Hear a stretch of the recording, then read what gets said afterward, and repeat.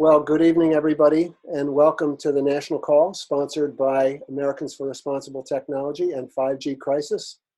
I am Doug Wood, the co-founder of ART and 5G Crisis, along with my wife, Patty. Both of these are nonprofit organizations that we formed to help people across the country get organized and informed, and to help us lobby for change in Washington, D.C.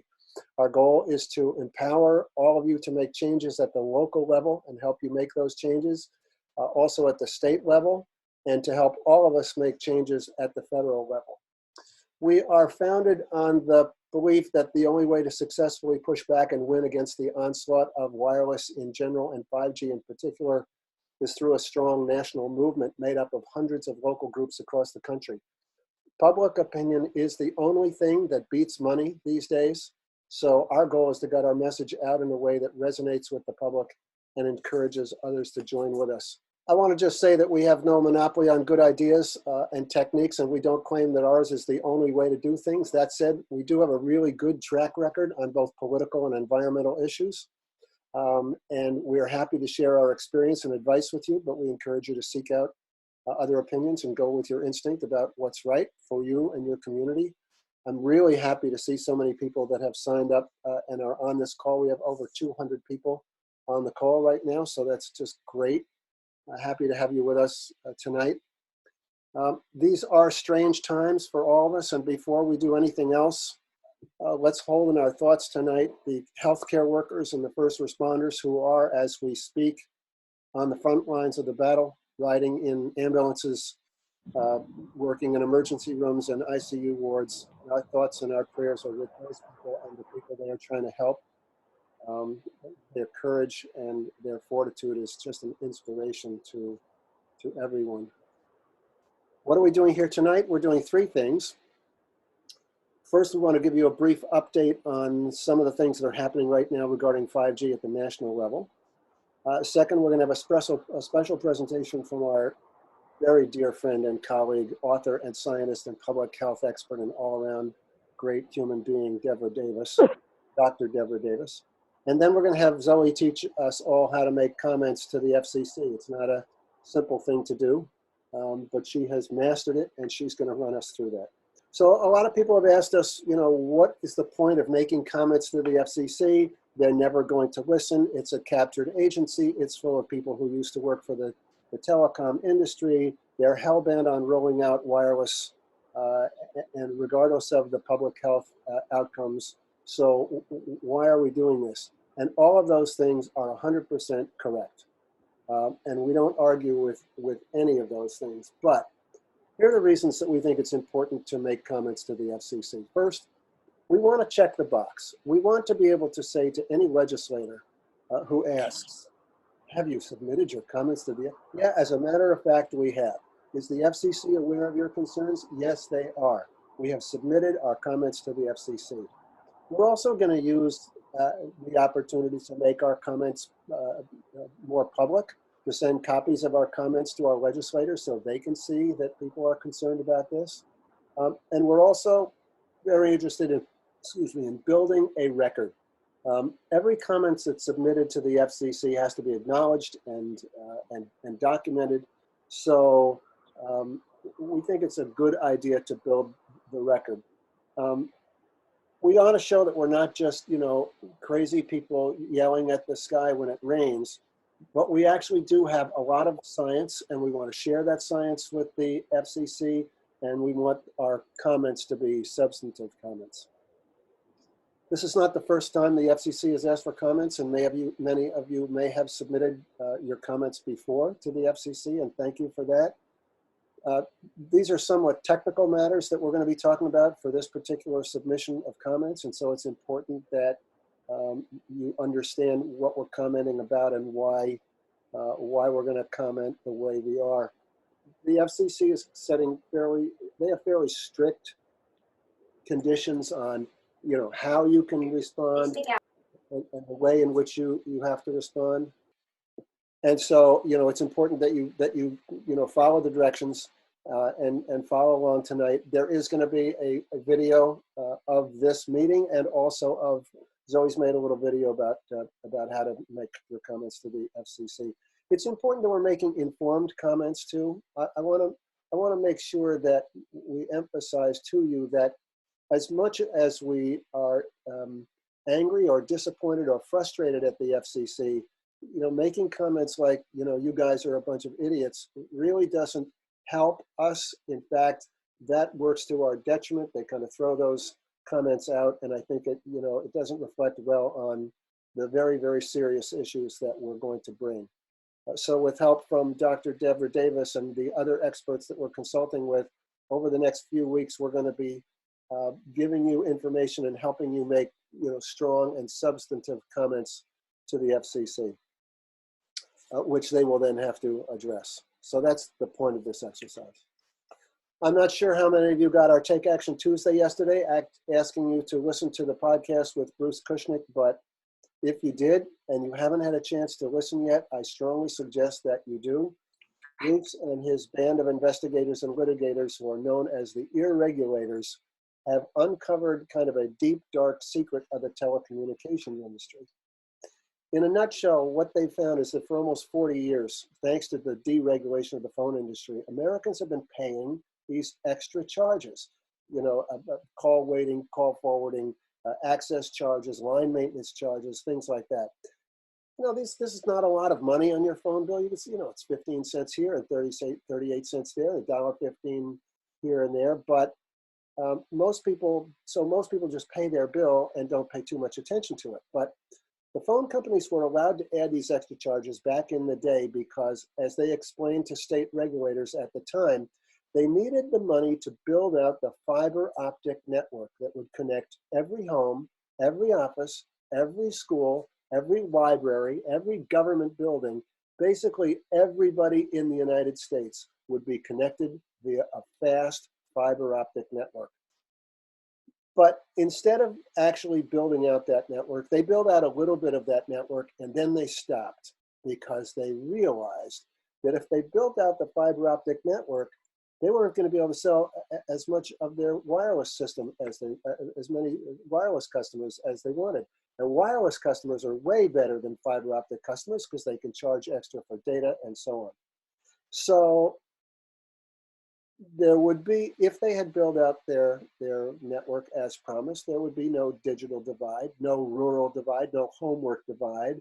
Everyone would have access to reliable, high-speed internet for just pennies. And we paid for this. We paid billions of dollars for this. So this is going to be a big, big story. I will give all credit to Bruce. We've had nothing to do with this except we are kind of the amplification system, if you will.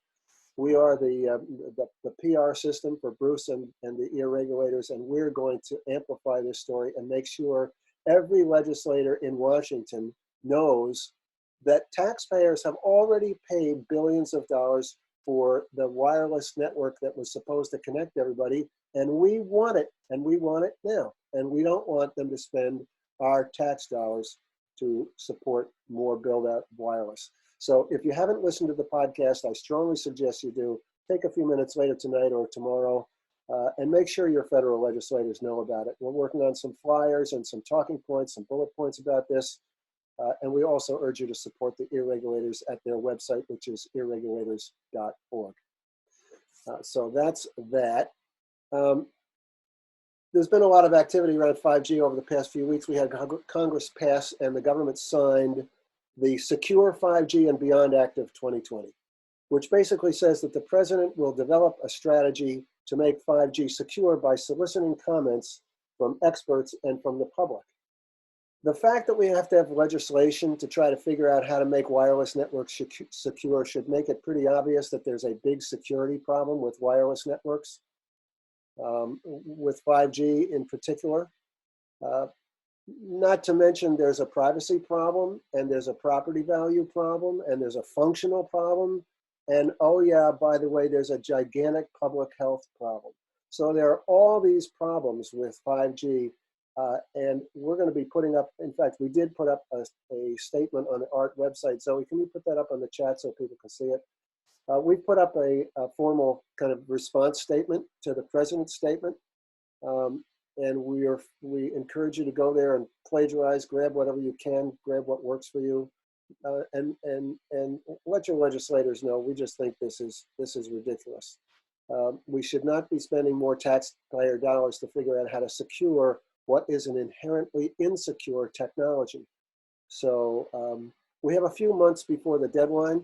The legislation gives the president 180 days to come up with his plan, and public comment will be accepted through those 180 days. We haven't seen that they've set up any mechanism yet for us to make those comments.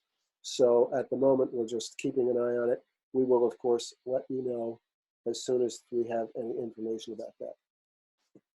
We also had a new bill introduced the other day, which eliminates by law any requirement for wireless antenna installers to abide by the provisions of the National Environmental Policy Act, or NEPA, as it's called.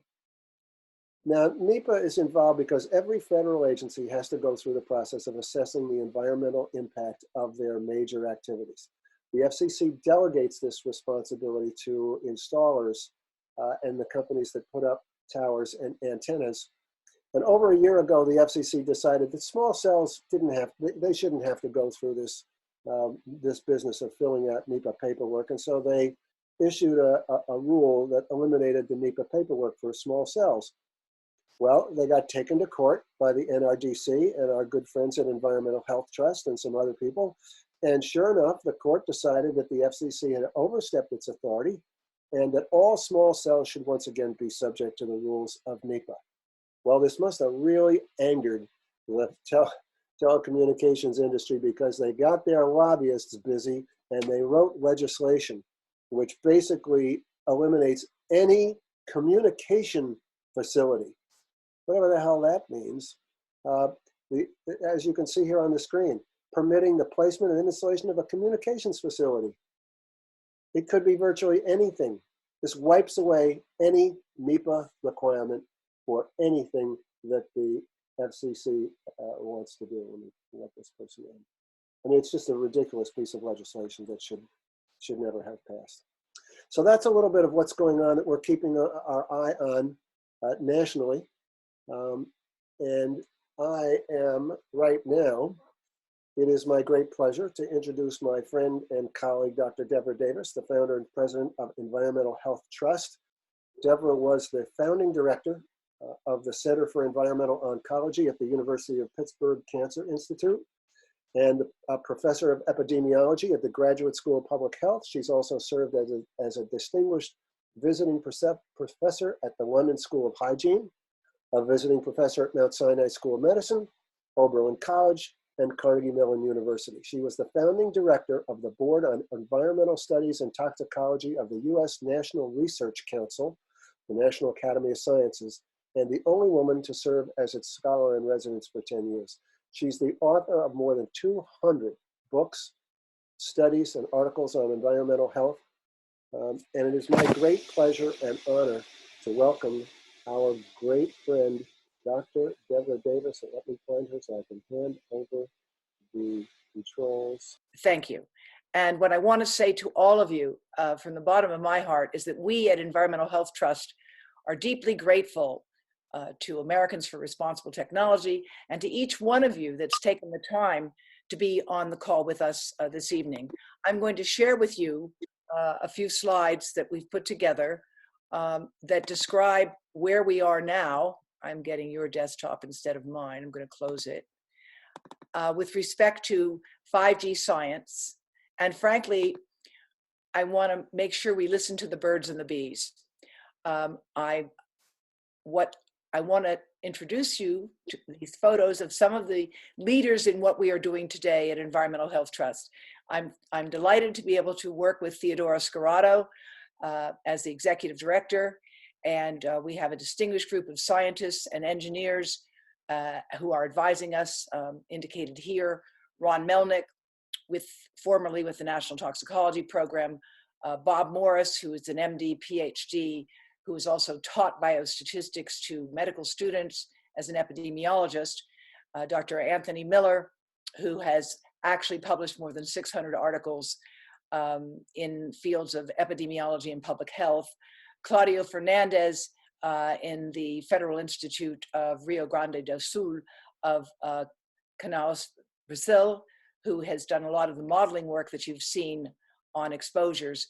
Paul Benny Shai is working with us, and we will soon have reports from an expert meeting we held, much of it virtual, in Israel recently, on what we know about 5G and where we are. And we will stay tuned for a special issue of environmental research that will be published featuring some of the findings from that work.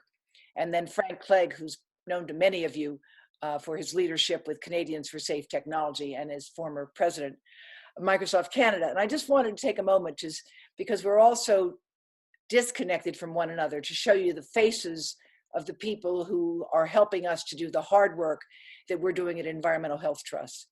Now, about 5G. Deborah, can you share your screen with us, please? My screen, can you tell me if it's not visible, Doug? Yeah, we're not seeing your screen. It's not visible. No. Okay, let me go back. I did share screen. Let me go back again. Share screen. Okay. Try it again. Yeah, we got it. We got it now. So then you missed the beautiful faces, so I want to show them to you. These are my colleagues, and I wish that we could all be together. It's very difficult for those of us who spend so much time trying to help to promote communication, genuine communication, real conversation, face to face. And so for me, at least, these are the folks that I just mentioned, especially Theodora Segurato, who's absolutely tireless in her efforts. Many of you are familiar with. I should also say that we started a Patreon program of special lectures featuring some of the people here, where we are providing information that is not easy to get, because all of this is very difficult and challenging, as Doug and Patty and Zoe know. It's very hard to get this information out in a way that people can understand it. And the complexity of the science is sometimes itself makes it baffling for us to figure out what to do next. But I want to tell you that there's no question in my mind that 5G is a Trojan horse. You may remember the metaphor of the Trojan horse, a gift that when it was opened and got into the walls of Troy turned out to contain enemies. Well, I would say it in this way. Anytime a 5G antenna system is built, it can be made to look very pretty, as you see here with the smart grid streetlight. That looks very modern, it looks very chic, it has banners for the holidays, but even though they can make them look pretty, within it, there is 4G and 3G. Those are both contained within the 5G system. And that means that when we talk about 5G, we have to be careful not to talk just about the millimeter waves, because in fact, it includes the lower frequencies that we have clearly established evidence cause cancer, cause birth defects, cause damage and distraction in children, cause memory loss in teens. So keep that in mind when we talk about 5G. It's not just this millimeter wave that sounds like the latest, best thing since sliced bread. It really does include taking systems that we have studied thoroughly and that we know can cause cancer in animals and humans, and bringing that same frequency, 2G and 3G and 4G, much closer to where we live, work, sleep, and play. And that's really the important thing to understand. 5G is not just some very light thing, and the name small cells is misleading itself. There's nothing small about these things. They have been able to compact the size. If they want to put them in upscale neighborhoods, they spend the money to do that. But in poorer neighborhoods, they just slap them together and they look quite unattractive, as I think you all know.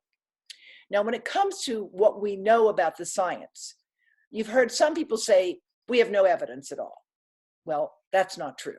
We have some evidence, but it's not adequate. Here's some of what we know. Biological properties of 5G millimeter waves have been shown to be highly absorbed within the first 2 millimeters of skin or the cornea. cornea, the surface of the eye, the human skin. The 5G millimeter wave also resonates with the sweat gland. It's a helical duct, and it treats it like an antenna. It can change gene expression in cells, which can lead to problems or actually can be used therapeutically, and I'm going to get to that in a moment. It can alter the cell membrane. Every one of our billions of cells has an envelope around it, a membrane. And 5G millimeter waves can weaken that membrane, possibly affecting voltage-gated calcium channels that you've heard a lot about from Martin Pall, but also affecting other things as well. And the fact is it has biological effects on the most basic biological part of our bodies, the membrane of every cell in the body can be affected by 5G. It can induce or inhibit cell death. And that means it can do either good or bad things, depending on circumstances I'm going to get to in a moment. It can accelerate the growth of bacteria, and it can suppress it. And the question is the timing of the exposure, the type of exposure, the pulse of the frequency, all of those things influence whether or not you accelerate it, bacterial growth or not. But now it turns out that for more than 50 years in Russia and somewhat in China, there have been therapeutic and other uses of 5G of millimeter wave frequency, the same frequency that will be used if 5G is built the way they're talking about it now. It can be used as a therapy for muscle spasm. It also can be used to detect explosives. That's what, in fact, is going on when you go through the airport scanner, because it can pick up something underneath your clothing that looks like it shouldn't be there. It can also be used to alleviate pain under certain powers, and it can be used to weaponize and cause pain under others. So all of these things have been clearly established. There is, in fact, a millimeter wave weapon that works at about 100 gigahertz, much more powerful than what we've planned so far. But in a study published in Environmental Research by Noah Bezalel, Paul Ben-Ishai, and Yuri Feldman, seen on the left of this slide, they demonstrated clearly the fact that millions of our sweat ducts resonate with the 5G sub-terahertz band.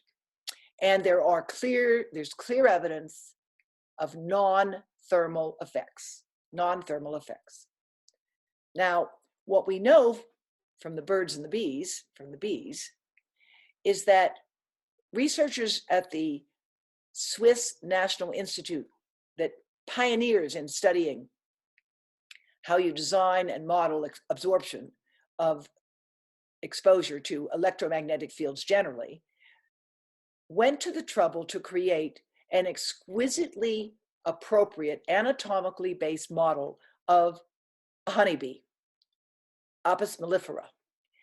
They showed that with the 5G frequencies, which will be in here, you get a complete absorption into the body of the Western honeybee. Now that is important because they then went on to publish a second paper, which shows that those absorptions are going to interfere with the ability of the bees to fly, to make honey, and to function. And other studies have been done actually with hives under experimental conditions where they've had 3 hives. One hive is a control with nothing in it at all. One hive is a second control with just a phone in it that's not operating. And a third hive has a phone in it that's turned on. And within a month, they had profound differences in the hive where the phone was operating for just 2 hours a day. In that hive, the bees stopped doing their dance, the workers stopped doing their work, and many of the bees did not return to the hive to make honey at all. So, of course, we understand the honeybee is one of thousands of pollinating insects on which agriculture depends. 2,000 different pollinators, by the way. And this shows interference with its ability to function. Now, what about the trees? Norway maple trees have been monitored through a very painstaking work done by my colleague Cornelia Waldman-Zelsum. And she is based in Germany, and working with researchers in Spain, Alfonso Balmori, who's also done important work on birds, she's been able to show that you get damage to trees if they're closer to the tower. Take a moment and look at this picture here. These are towers, all right? And these towers, remember, would have been emitting 2G, 3G, and perhaps 4G. And this is a study showing that if you look carefully, this is a full tree here, you see that the leaves and the part of the tree closest to these antennae is much thinned out. And that takes a long time for a tree to have that kind of biological response. It takes years. But what has happened here is that over years, if you look at the trees closest to the antennas, it looks almost like the tree is going, I want to get away from this. And if you look at the leaves, they're thinned out there. And over another 10 years, that tree could die as a consequence.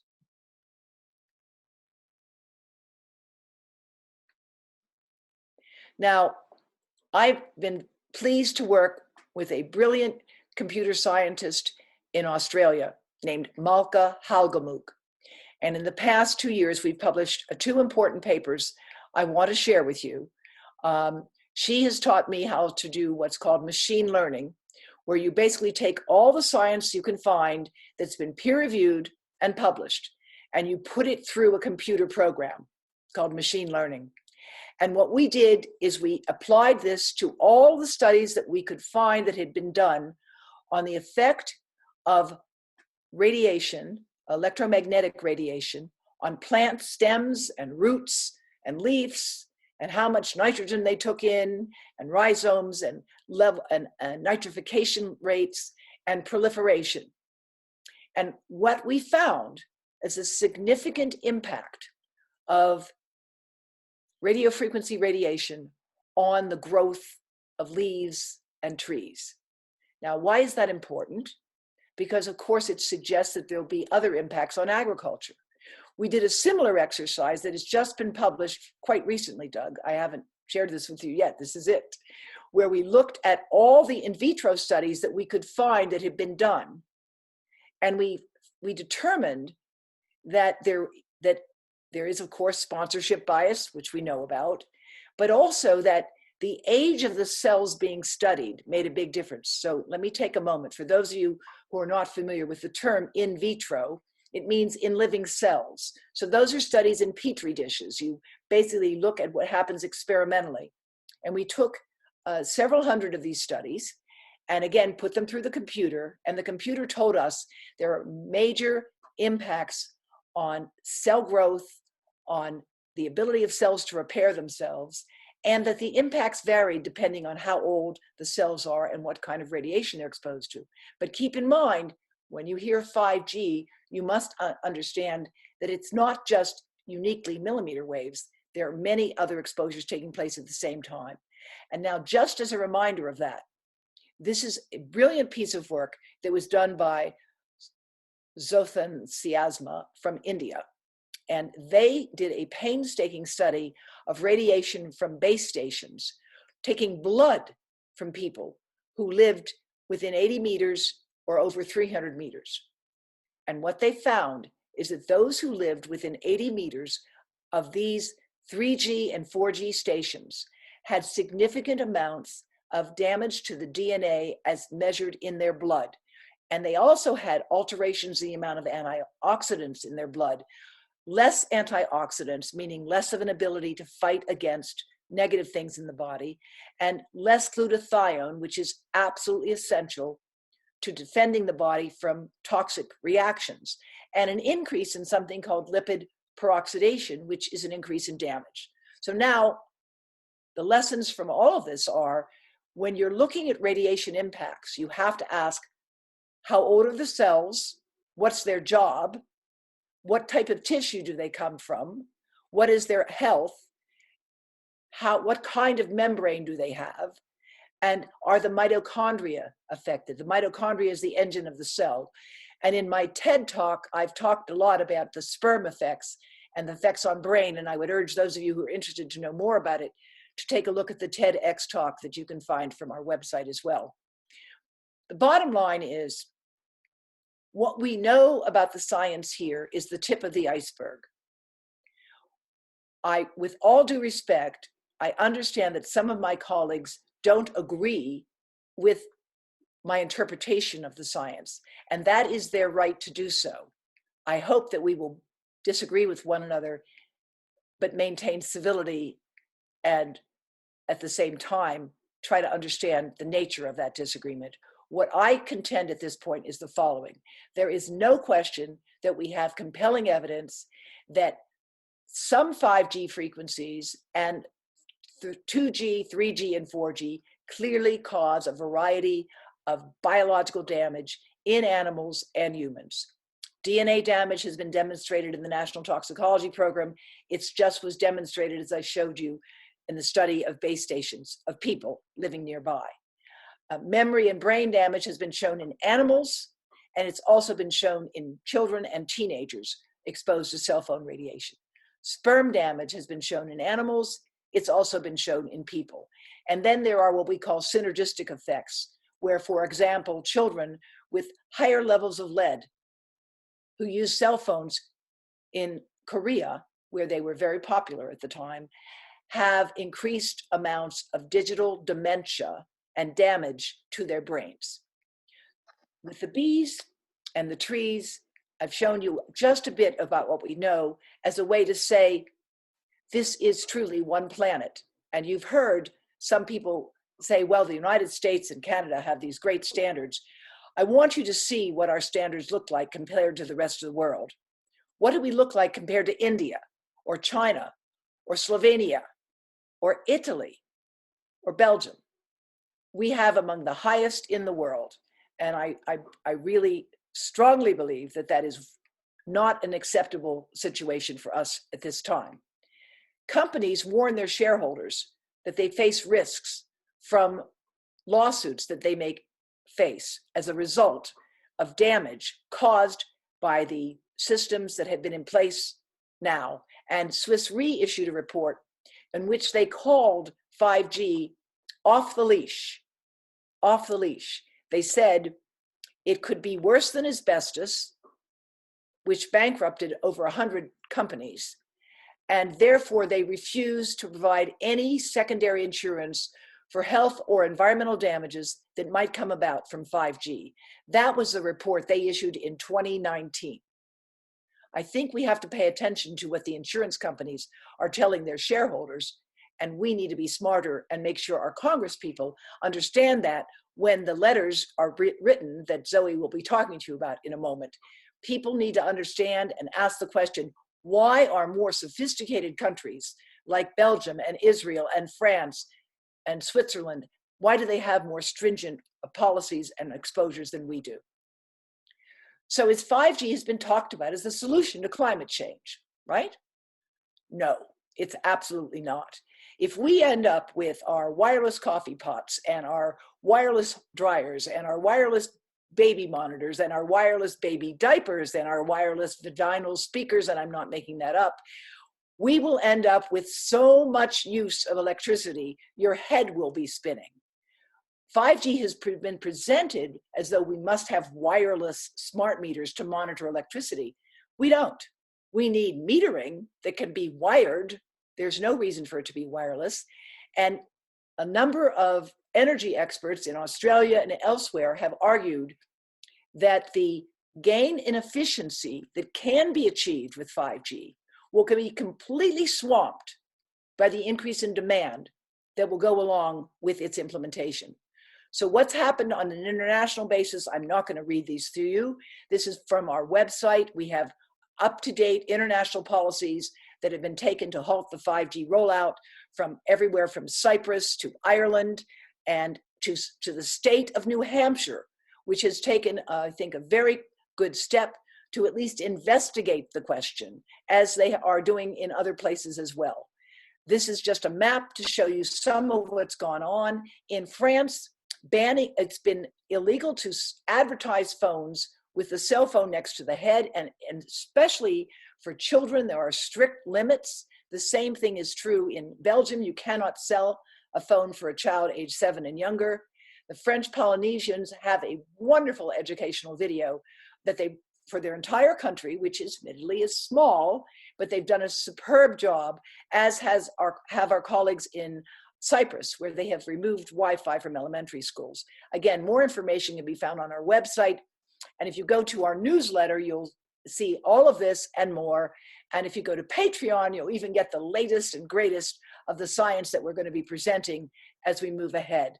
And now I turn it back to you, Doug, and I thank you so much for the opportunity to speak with you all today.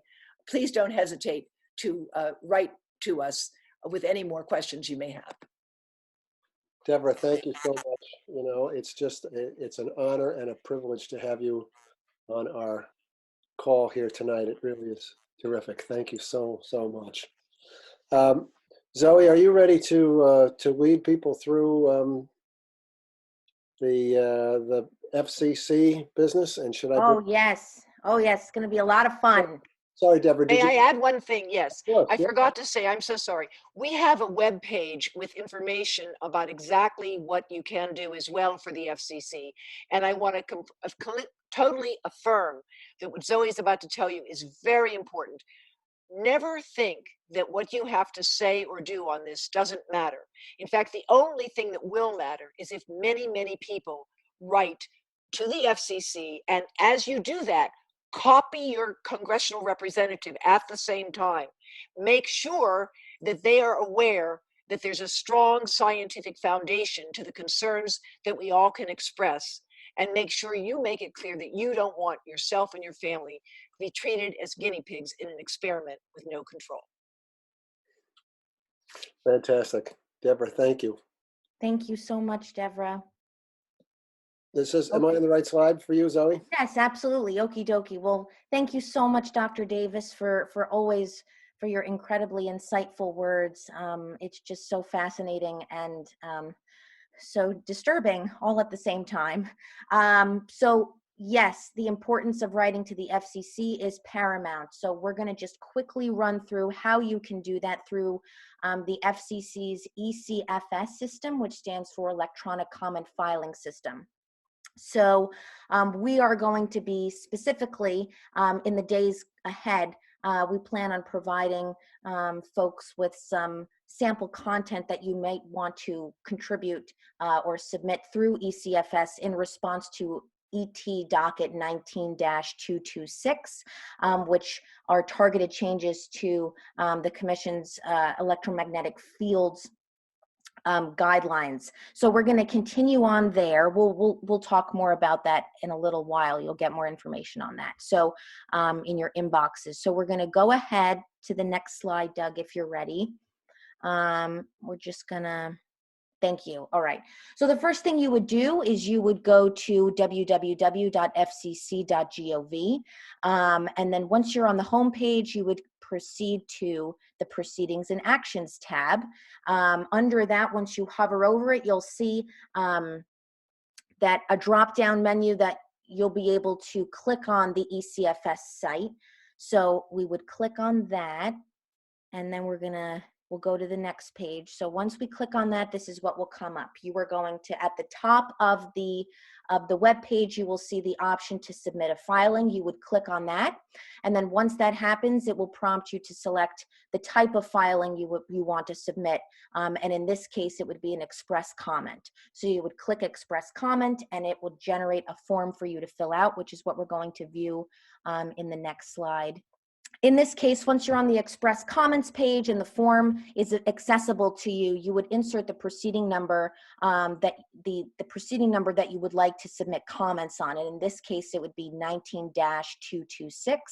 And once you type in those numbers, you'll see the option to click on the targeted changes to the Commission's rules regarding human exposure to radio frequency electromagnetic fields. You would click on that.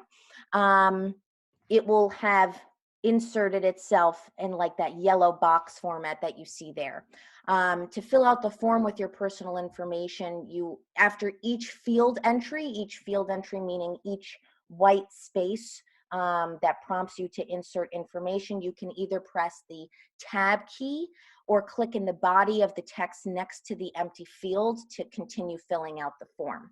So in this case, we have 19-226 as the proceeding. The name of the filer, we're going to call him Joe Smith. If you would like to receive an email confirmation of the submission that you contribute, you can include your email address. So here Joe contributed his email address. And then if you live internationally and want to submit a comment, you would check the international box below address, or right next to address. If you do not live internationally, you don't need to check the box, and you can just continue filling out your address in the fields provided.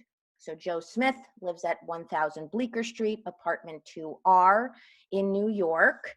And we're going to keep filling out this form. So we're going to go to the next slide here. Thanks, Doug. Okay, so New York, zip code, five-digit zip code, and then is your opportunity to contribute your brief comments in the space provided. So we just want to note that all information that you include in your comments must be in direct response to the contents included in the proceeding number or the docket that you are commenting about. So any information you write beyond the scope of the contents of the proceeding will not be considered. So you insert your brief comments. If you would like to receive the email confirmation that we just talked about, you would click the email confirmation box. And once you've finished filling out all of the required fields and written your comment, you can click on the continue to review screen and finalize your submission. So that would lead us to the next and last slide. So you would just review your information, make sure everything is accurate, make sure that you're commenting on the correct proceeding. And when you're ready to go and everything's copacetic, you just click submit and you're all set. So that's about it. Thank you so much. Congratulations. And yes, thank you for taking action. So thanks, Zoe. That's great. Okay. That's a quick overview of how you submit comments to the FCC. We've actually put up a page on the website that has a video of what you've just seen. So you don't have to come back here and try to find it. There's Zoe's done a quick video that's on our page, and that will tell you how to submit your comments. Now, what are you going to say?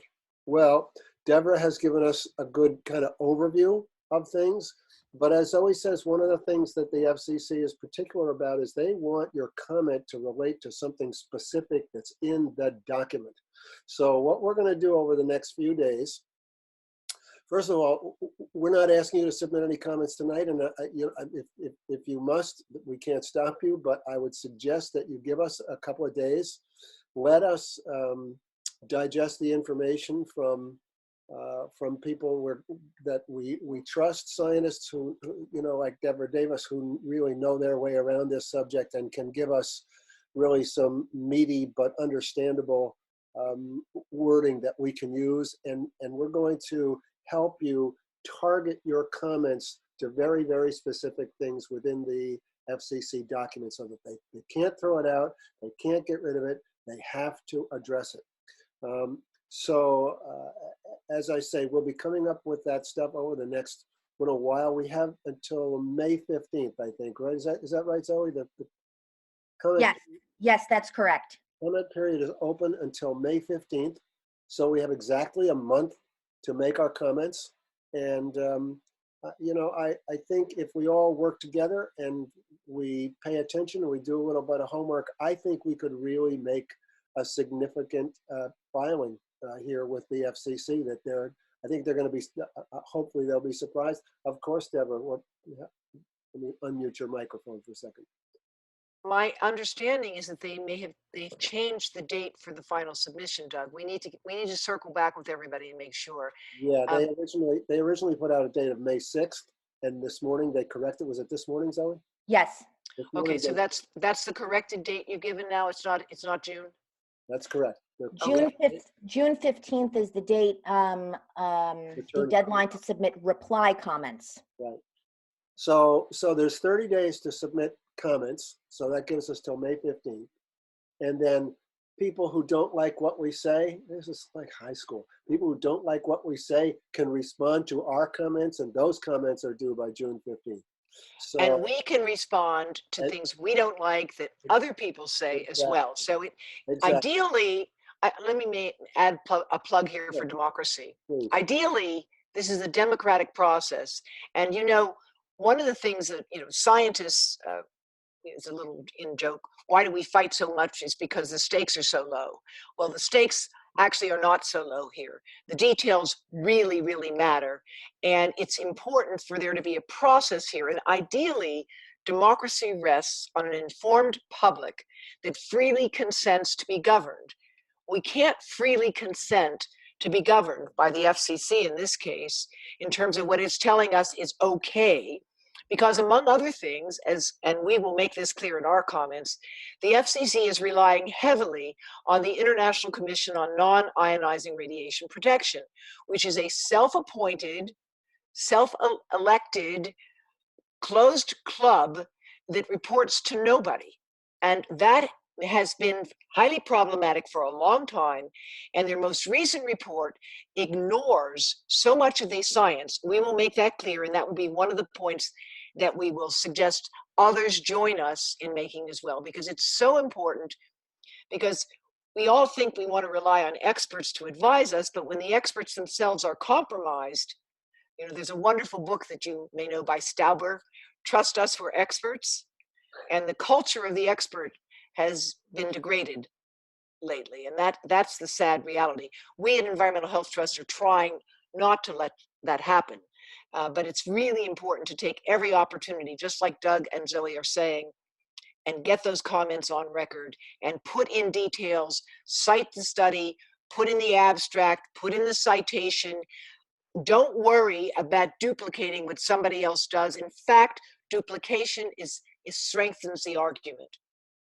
Yeah, so before you submit, if you can see my screen, give us a chance to give you some additional information in the next few days. I think it's important that we separate opinion and fact. I know that everybody that's on this call is very passionate about this, and we share that passion with you. It makes our blood boil sometimes to read the things that we read, like the reference in the document that we're talking about, the reference to Jeffrey Shuren's letter from the FDA, which is just just basically saying there's no science to suggest there's no problem here. There's no problem here, folks. Don't worry about it. It's unbelievable. Anyway, try as best you can. Before you press submit, just take a look at your comment. Make sure you've got your facts and your opinions separated so that they have to respond to the facts. And as Deborah said, don't forget you can submit more than once, and don't worry if somebody else has already said what you want to say. That's okay too. As long as we're keeping our comments focused on the FCC language itself. I want to just, before we go, and we're going to wrap up in a few minutes, but before we go, I just want to recap. For those of you who were on the call a couple of weeks ago, you've already heard this, but I just think it's worth repeating. These are the things that we are currently working on, and we want to help you in any way that we can with your groups.